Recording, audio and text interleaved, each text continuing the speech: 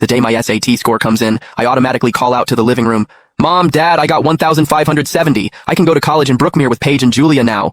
But only silence answers me. 4 ragdolls sit on the couch. Mom, Dad, my sister, Paige Hunt, and my childhood best friend, Julia Andrews. They stare back at me with round eyes, keeping me company quietly, just like they have for countless nights. Suddenly it hits me. This isn't the Hunt residence. I was kidnapped when I was 5. Mom couldn't handle the shock, so Dad adopted Reynold Hunt to comfort her. A year ago, I was finally found and brought back. But within a few months, Reynold threw a tantrum and threatened to end his life, all because my grades were better, and I outshone him at every turn. So I became the Hunt family's dirty little secret, banished to this rented apartment.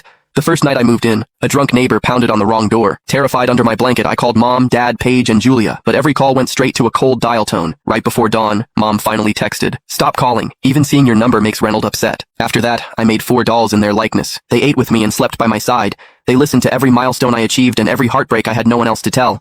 But this time, as tears stream down my face, I don't reach out to hug them. After walking in the dark for so long, I finally find the courage to never look back. I stood there and really looked at the rented apartment I'd spent the last year in for the very first time. The wallpaper was peeling off in chunks, exposing the ash-gray concrete underneath. The curtains were stiff from too many washes, and their edges were stained with stubborn mold. The ancient AC rattled overhead, blowing nothing but hot air. During the hottest months of exam prep, I sat at my desk every day grinding through practice papers.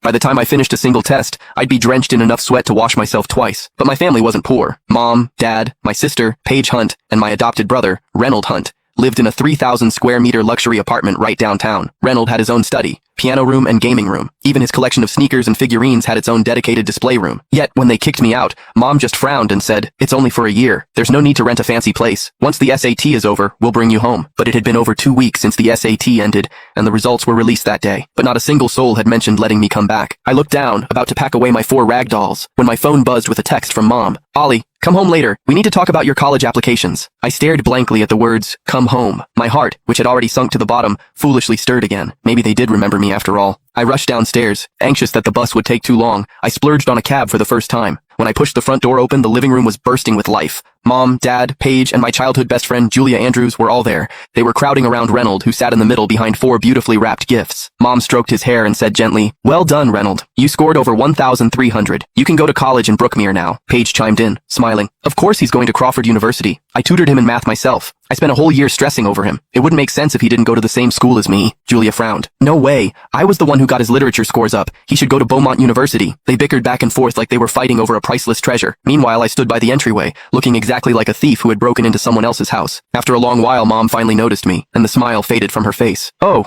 welcome back, Ollie." The laughter in the room died instantly.